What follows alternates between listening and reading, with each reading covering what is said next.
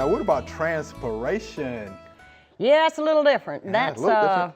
It's kind of like perspiration, sort of, for Like people. sweating, Yeah.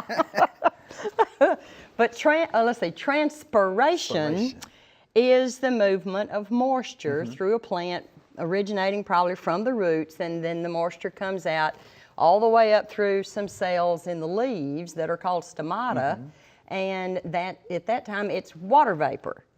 Transpiration is the movement of moisture through the plant, and it's released as water vapor. And fruit even transpires.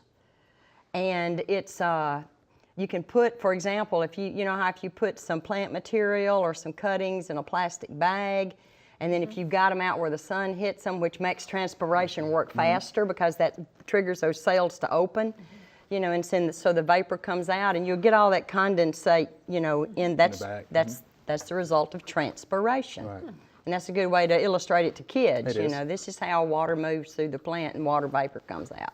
Yeah, so the plant's essentially trying to cool itself. Yeah, yep.